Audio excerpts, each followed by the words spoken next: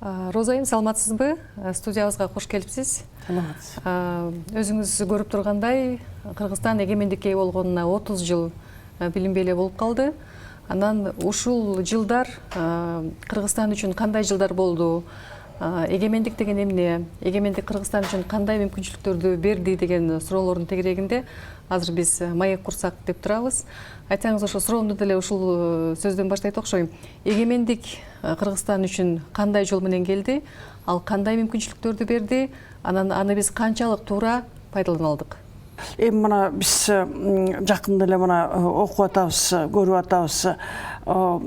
9 миллиард жашаса дүйнө жүзүндө, ошонун 7 миллиардында колунда телефон бар экен. Качан эле ушинтип эле биз баарыбыз бири-бирибиз менен баарлашып, ошол замат мына үйдө отуруп алып деле 10 жумушту бүтүрүп койгонубуз, же болбосо барып келгенибиз жердин түбүнө, кайта келгенибиз мындай жок болчу да. Демек, мына могу жаңы турмушта жаңы тоокелчиликтер, жаңы өзгөрүүлөр, эч көрбөгөн, эч сезбеген, билбеген. Эми мына биздин өлкөгө ушундай жаңы калпта, жаңы бир жаңы турмуш пайда болду. Биз эгемендикти алып, өзү бизге ушундай жол ачылды. Эми өзүңөр куруп көргүлө, кургула өзүңөрдүн мамлекетиңер дегенде, өзүң айткандай көп нерсени биз пайдаланбай калдык. Бир тобун пайдаландык. Биздин алдыбызда ошо 30 жыл мурун бу Кыргызстан деген мына баягы жумуртка жаңы эле жөжө чыккандай, бул эмне деген, бу кандай экен деген ушундай бир чоң суроо турду эле. Мен Америкада элчи болуп калдым. Ошол жерде келип биздин иштегенибизди көрүп, бизди көрүп, кыргыз деген ушундай болот экен. Бизден Кыргызстандан абдан көп министрлери келип атты, студенттер келип атты, жөнөкөй коммерсанттар келип атты. Ушундай экен кыргыздар. Маминтип чындыкты айтат экен, же маминтип калп айтат экен деп ушинтип дүйнө жүзү тааный баштады да. Бул биз ошентип дүйнө жүзүнө төрөлдүк, жаралдык дегендей. Анан анда болсо абдан чоң бир кыйын маселелер турган өлкөнүн алдында биз таанытуу, Кыргызстанды таанытуу, Кыргызстандын желегин коюу. Бул кыргыздар деген ушундай улут, колунан бул келет, болбосо такыр келбейт дегендей. Чын эле көп нерсе биздин колубуздан келбей койду. Анан мына бүгүн эми 30 жылдан кийин элибизде үшкүрүп атат, айтып атат. Мына ушу көп нерсени биз мындай колубуздан келбей, Кыргызстанды бир жакшылап бир курбаптырбыз дегендей. Эми чынын айтыш керек, бизге үлгү боло турган бир топ мамлекеттер бар бүгүн дүйнө жүзүндө. Дайыма ушуларды мисалга келтиришет. Мейли Түштүк Корея, мейли Сингапур. Булар болсо абдан бир чоң кыйынчылыктан кийин келди да эгемендикке. Анан мисалы мына Түштүк Кореяда согуш болуп, эки Корея бири-бири менен согушуп, 1 миллион эл кайтыш болгондо анан жаралды да. Могу Түштүк Корея бул болсо ошо Американын патронажында, тиги жагы болсо Советтер Союзу менен Кытайдын патронажында. Эми алар болсо ошондо баягы ит минип калган деген ал сөз аз болчу. Булар деле кумурскай минип калган кейпи болчу. Ошондон баштап эле булар мындай бир калптанып бутуна турушту да. Демек, жоктон бар болушту, нарыдан бери болушту дегендей. Эми Сингапурда эле Малайзиядан бөлүнгөндө суу жок, кадимки суу жок, ошентип бөлүнгөн болчу. Бирок булардын лидерлеринин багы бар экен. Бул өлкөлөрдүн лидери пайда болду да. Лидер деген өтө маанилүү экен. Биз шуну түшүндүк мына ушу жылдары бери түшүндүк. Эми баягы күнү сүрөт тартылып атат. Алтообузду тең тартып, мына ушулар үчүн өлкөбүз ушундай кейпин кийип калган деген мааниде. Эми мен айтат элем, ар кимдин өзүнүн башында күнөөсү болуш керек, ар кимдин өзүнүн тагдыры ошол алтоонун дегендей. Бирок чындан эле мына Кыргызстандын шоору ошо бир баягы Ататүрктөй же болбосо Ли Куан Юдай ушундай бир кайраттуу, күчтүү тайманбас бір лидерге біз кем болдық та, ошонусу мен оюмча бір өксүгүбүз эң эле бір маанилүү. Эмне себептен андай лидер табылган жок? Калыптанган жок? Жок, биз мына демократия жолуна түштүк да.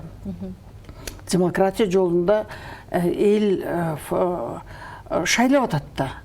Эл шайлап атат. Элден деле сураш керек экен да, вот так вот. Анан эл болсо биз жакшыбыз дейт, мына могу лидерлер эле капкара жаман деп атышат. А чынында биз мына демократия жолун тандадык да. Мисалы, тигилердин учурларында мына Ли Куан Ю мунун партиясы демократия жолу менен келип, тандалып, ар бир 5 жылда ошо жыйынтыктарын көрсөтүп атты да, жакшы иштерин көрсөтүп атты. Ошентип алардын биримдик партиясы деп мына мындай шайлоолордон чыгып атты. Эл тандаш керек деп атпайсызбы, бирок ошол элдин туура тандоо жасоосуна мисалы шарт түзүлдүбү Кыргызстанда? Адамдын аң сезими экен да, элдин аң сезими, элдин түшүнүгү. Бул демократия деген деле бул оңой эле бир дисциплина эмес, мамтып эле кол көтөрүп эле анан шайла десе эле муну да түшүнүш керек экен да, аягы кандай болот, жыйынтыгы кандай болот, кесепети кандай болот деген. Мына бизге азыр 30 жыл керек болуп атат. Биз бара менин оюмча түшүнүп келе жатабыз. Бирок мына азыркы күздө келе жаткан шайлоодо көрөлү. Ошо баягы эле биздин элибиз, баягы эле сатып алуу добуштарды, анан кийин баягы эле калыптар айтылат. Анан ошентип эле калыпка түшүп эле ошентип эле шайлап атпайбы ошондой депутаттарды. Анан кийин ошол эле депутаттарды каргап отурат. Анан чимкирик, анан дагы эмне деп ошентип. Демек, бул бизге кандай сабактар керек? Биз качан үйрөнөбүз? Чач деле агарды мына муун кетип атат, 1-2 муун кетип атат 30 жылдын ичинде. Бизде болсо мына эч сабак бизге тутпай атпайбы? Демек, дагы эле эркиндик, эгемендик деген баалуулуктардын баркпаасын эл жакшы сезе албай атабы? Анысы бар. Бул эми баарында деп айтпайм, бирок чын айтыш керек. Өнүккөн өлкөлөр болсо, алар 100 деген жылдары келе жаткан өлкөлөр. Мына башка өлкөлөр жакшыраак десеңиз, демократиясы жакшыраак. Мейли Туркиябы же кайсы ушундай Малайзия дейсизби, кайсы өлкөлөрдү алсаңыз, ал жерде да өксүктөр көп. Ал жерде да мына өкүнө турган, абдан капа боло турган нерселер көп. Бирок ошондо да мына эл болсо баягы түшүнгөндөр, үйрөнгөндөр бербей көгөрүп турушат. Мына Измир, Стамбул, Анкаралардын баары жарымдан турат да, бөлүнүп турат да. Баягы демократияны түшүнүп, анан кийин прогресс деген түшүнүп тургандар мына турушат бир тарапта. Бербейт өздөрүнүкүн. Биз болсо партиялар эмне мына азыр жаңы партияларга тияка бияка чуркап кетип аткан биздин саясатчылар, көрүнүктүү эле саясатчылар 4-5 партияга кирип аткандарын биз көрүп эле атпайбызбы? А бул эмне деген сөз? Бул партиялардын эч баркы жок. Партия деген эч мындай түшүнүгү да жок. Аларда түшүнүк бар, бирок алар болсо ушундай конъюнктура кадамдар жасап аткан биз баарыбыз эле көрүп анан партияга эч мындай бир барк жок да, урмат жок да, туурабы да? Көз карандысыз мамлекетти куруу деген миссияны анда аткара албай жатабызбы? Мына экономика жагынан биз жаныбыздагы карамай, газ же башка ушундай ресурстар бар өлкөлөргө биз өзүбүз салыштыра албайбыз. Бирок биз ошол эле учурда рынок экономикасын үйрөндүк, көп нерсени үйрөндүк, өздөштүрдүк. Анан биздин элибизде креативдүү экенин биз көрдүк. Ушул такыр эле жерден башка жерден чыкпай атса, биз өзүбүз баягы мээбизди подключать этип эле, ушинтип эле биз креативдүү чечимдерди чыгара коет экенбиз. Бизде саясатта ар бир өлкөдө деле мына кайсы жерде албаңыз, мейли Италия, мейли Америка, мейли Япония, кайсы жерде албаңыз, коррупция деген бул өзүнчө эле мындай бир жеп турат экен да, оюп турат экен ар бир коомдун организмин. Бизде да бул өзгөчө ушундай начар, ден соолугу начар организмди катуу жейт экен. Бизге коррупция катуу жармашты.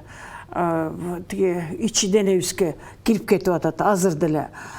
Бизде мына ушул саясат жагынан тилекке каршы биздин ошо мамлекеттүүлүк беките турган структуралар абдан ошо мындай начар болуп атат. Биз болсо деле ушу мамлекет дегенди да кенебей калдык да, анткени мамлекет өзү мындай элге бетме бет карабай койду, көп жерден жардам бербей койду.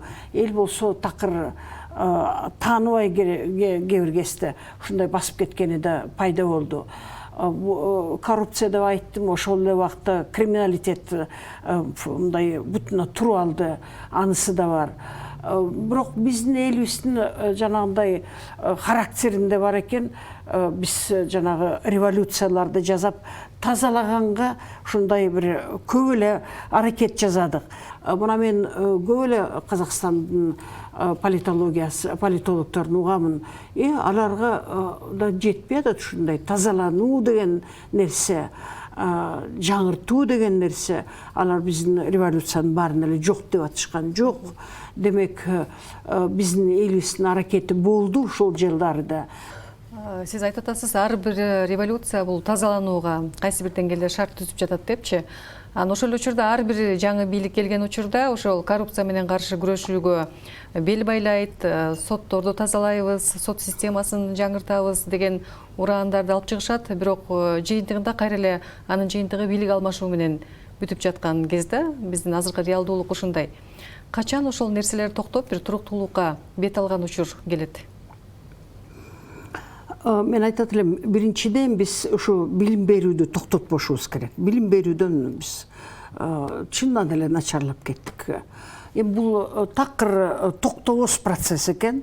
Анан ал жагынан да биз билимибиз тереңирээк болуш керек экен. Кыргызстандын жарымы четте жүрөт, мейли студент, мейли мигрант, мейли коммерсант болуппу, ошолор көп нерсени көрүп, үйрөнүп келип жатышат. Демек, биз ушу жалаң эле академикалык жагынан үйрөнүү эмес, биз дүйнө жүзүндө кантип алар ушу жакшы турмушту курган деп биз үйрөнүшүбүз керек экен. Үйрөнүп атабыз. Бул процесс жүрүп атат. Биз каалайбызбы же каалабайбызбы? Мына көп кишилер болсо, ушундай биз турмушта жашабыз келбейт деп кетип атканын деле биз көрүп атабыз. Экинчиден мен айтат элем, мына биз азыркы турмушта да мына ушу жанагы бийлигибизди шайлап атабыз да. Ошо шайлоо процессин чындан эле биз туура өткөзгөнүн үйрөнүшүбүз керек. Туура дегени биз мына биз көп республикаларга, көп өлкөлөргө караганда жанагындай автоматизация, анан санаган баарын башкача бул жагынан биз алдыдабыз го. Качан алдыдабыз. Мына мен ушу ойлойм, Кыргызстан көп нерсени Монголиядан үйрөнүш керек, салыштырыш керек. Биз ушу жактан Монголияга чейин 3,5 саат эле биз баарыбыз эле каяка учабыз, тияка бияка Монголияныкын көрүш керек. Монголия деле кыйналып атат, кыйналып келатат, бирок бизге караганда абдан көп позитиви бар. Бизде эле тобокелчиликтер бар, бизге окшош турмушу, бирок булар бир жакшы ийгиликтерге жетишип атышат. Кыргызстандын конституциясы жаңырды, аны менен катар шайлоо мыйзамдары да жаңырды да. Биз буга чейин шайлоо жөнүндө да кеп кылып кетпедиңизби? Ушул өзгөрүүлөрдүн өзү бир алдыдагы бир алдыга жылууну шарттай алабы, өнүгүүнү шарттай алат деп ишенесизби? Бул менин оюмча саясий азыркы талаптарга, конъюнктураларга жооп бере турган эле кадам. Азыркы бийлик, азыркы мына лидерлер ушундай жолду тандап атышканы.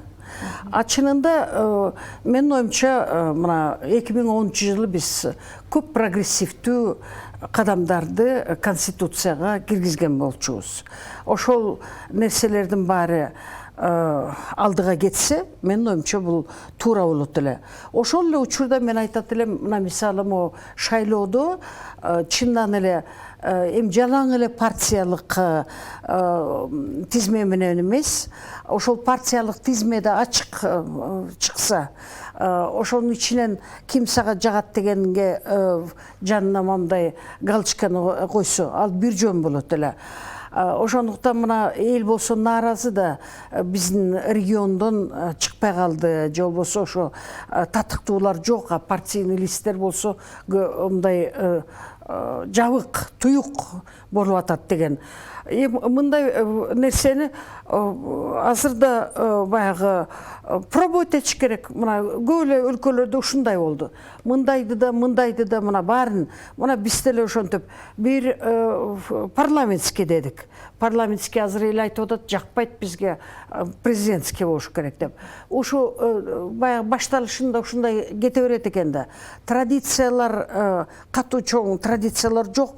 Ошентип мына биз болсо баарын пробовать этип атабыз. Ар бирин мамтип. Биз ушундай жолдо түшүп алдык. Сөз бул кымбат жол. Бирок ошондо да эл болсо жон тери менен сезип тандап алганга укугу бар. Азаттык эгемендиктин балдары деген долбоорду баштады. Эгемендикти жаңы алган жылдары төрөлгөн балдар 30 жашка чыгып калышыптыр. Анан алар менен маек жүргүзгөндө айтып атышат да, биз эскилердин катасын кайталабайбыз депчи. Анда кайсы каталар жөнүндө алар айтып атышат? Сиз өзүңүз мисалы 30 жыл ичиндеги кетирген негизги каталарды кайсылар деп санап бере алат элеңиз?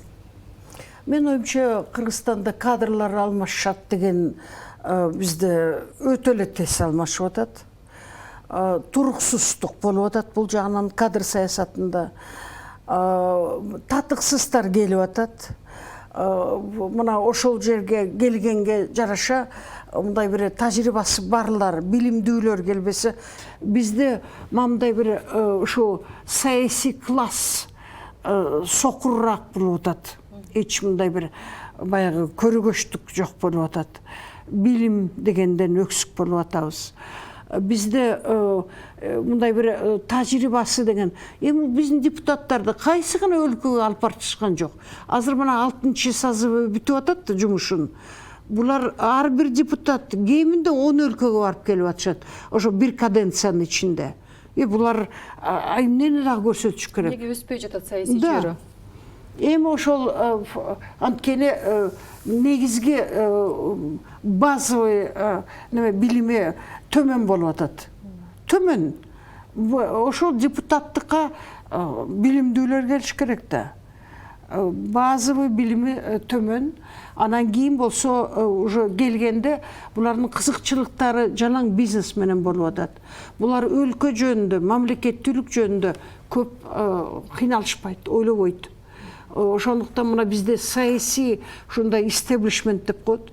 Ушулар пайда болсо, ошондой эле мына орто класс пайда болсо, а булар болсо ушу бир баягы жуулуп отуруп, буларга да 10 чакты жылдар керек экен. Бизде урбанизация катуу жүрүп атат.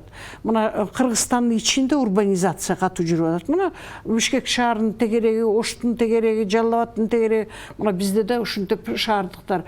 Бул дүйнөлүк процесс. Урбанизация деген бул туура процесс. Ошо урбанизация жүрсө, жүрө бериш керек. Биздин жашоо турмушубуз өзгөрөт, демек ошентип. Анан кийин биздин мына жашоо турмуш менен бирге биздин көз караштарыбыз, бизге дин да жардам бериш керек, дин. Диний көз караштар бизди артка тартпай, мындай прогресс менен бирге алып барыш керек. Бул жагынан мына руханий дүйнөбүздү жаңыртып туруш керек. Бул жагынан мен айтат элем, мына биз көрүп атабыз фундаменталисттердин жазгандарын. Биз ошакы биз түртпөгүл эле. Мына мен шаардын ичинде басып баратсам, таң калам, кыздар же талибандар келатат деп бизди коркутуп атабы же кандай, такыр көзүн эле ачырып капкараны кийизип, атайын ушундай, менин оюмча атайын ушинтип бир пропаганда жасап аткандай. Макул эми башка кийимдерди кийишти. Эми ал деле ошо биз билебиз, ал Туркияныкы, ал Пакистандын кийимдери, алардын баарын кыздарга, балдарга кийгизип атышат. Бирок такыр эле капкараны кийгизгени бул эмне деген вызов? Бул эмнеге ушундай кыргыз элине ушундай кордукту жасап атканы менин оюмча. Демек, мен айтат элем, ушулардын баары бизди артка тартпаш керек. Биз болсо мына ушу прогресс, демократизация жолу менен алдыга эле басышыбыз керек. Жыйынтыктай турган болсок, мисалы сиз жана сөз кылып кетпедиңизби, саясий чөйрө азыр мамлекеттүүлүк жөнүндө, мамлекеттин келечеги жөнүндө көп ойлонбой турат депчи. Саясий чөйрө азыр кандай чакырыктар, кандай тобокелчиликтерди эске алыш керек азыр? Биринчиден биз, менин оюмча, Орто Азияда биз баарыбыз биримдикте болушубуз керек. Эми мына кандай биздин кемчиликтерибиз бар, начар жактарыбыз бар болобу, эмне болсо да, мына биз баарыбыз бирге болушубуз керек. Ар бир 5 өлкө биримдикте болушубуз керек. Анткени мына глобализацияга, ошондой эле мына Афганистандагы коркунучтарга карата Орто Азия өлкөлөрүнүн биримдиги керек. Бул мындай бир жогорку приоритеттердин бирөө болуш керек менин оюмча, сөзсүз. Ошондой эле ар бир республиканын эми жана аутентичность дейбиз го, ар бир республика мына өзүнүн руханий өзөгү болуш керек, туруктуулугу болуш керек. Саясий биздин класс ушуларды түшүнүш керек. Биз эч бир жерде чыланып такыр жок болуп кетпешибиз керек да. Эл катары, улут катары дегендей. Бирок ичибизде, мына Кыргызстан ичинде бизде ынтымак, ичибизде болсо толеранттуулук дайыма жашаш керек, болуш керек. Биз мындай такыр эле, менин оюмча бизде бар каныбызда, кыргыздардын канында. Биз эч ким менен, эч кимге биз өзүбүздүн өзгөчөлүгүбүздү көрсөтүп деле бир кыйынсынып ошенткен өлкө эмеспиз. Мен айтат элем дагы, саясий топ булар болсо ошо жакшы эле мына өзгөчө НПО деп жаман көрүп атышат. НПО болбосо мына айылдагы эле элдерди сурагылачы, канча нерседен кем болуп, өксүктөп артта калат элек. НПОлор бул эң эле алдыңкы азыркы отряд бизде Кыргызстанда. Мына ушулар СМИ, массалык каражаттар, ушулар болсо, менин оюмча мына өздөрүнүн абдан зор жумушун жасап атат. Мына ушуларды биз күчтөнтүп, ушуларга биз дем күч берип турушубуз керек. Булар өздөрүнүн ишин аткарып атат. Кыргызстанда өзгөчө. Ошон үчүн Кыргызстандын жүзү бар, ошон үчүн мына инвестициялык мындай жагымдуулугу бар. Биз болсо ошолорду жок кылабыз деп аракеттебиз, закондорду чыгарып атабыз, анан кийин инициативаларды алып келип атабыз. Биздин сокур парламент ошолордун баарын көтөрүп атат. Чынында биз болсо мына мен ойлойм, ошолор үчүн бүгүнкү биздин прогрессивдүү жүзүбүз бар экенин дүйнө жүзү мына аныктап атат. Биз башкаларга караганда ошо өзгөчөлүгүбүз ушундан болуп атат. Демек, ушулардын баары болсо, ушуну түшүнсө, биздин саясий класс, анда көрүүгөчө эле болот эле. Ошону түшүнө албай атат. Биз өткөн 30 жылдык жөнүндө сүйлөшүп атпайбызбы? Эми келе жаткан 30 жылда кандай өнүгүү болот деп элестетесиз? Эми мындай бир скачок, секирик, анан эле биз эртең эле бир жаңы турмушта жашап калабыз, тетиги Польша же болбосо Чехияда болуп калабыз дегенден мен мындай бир ушу ойлобойм да, ошол эле заматта деп. Мен ойлойм, бизде келерки 30 жылда өнүгүү ушул жолдон тайбай. Гарантиялар бар. Анткени жаштар мына ушул менен ушундай инфекция же ушундай бир позитивдүү инфекцияга толгон жаштар өсүп келе жатышат. Булар бой бербейт менин оюмча. Баары эле чүмкөнүп эле, оронуп эле, анан эле такыр эле коомдук жумуштан четте калат деп мен ишенбейм мындайга. Бизде акыркы дейбиз бар болгону чейин биз ушундай прогрессивдүү турмушка түрткү берип турабыз, сөзсүз.